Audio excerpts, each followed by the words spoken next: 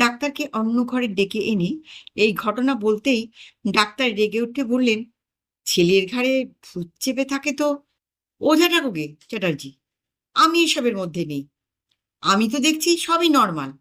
এসব চালাকি করে বলছে, তোমাদের ভয় খাওয়ানোর জন্য।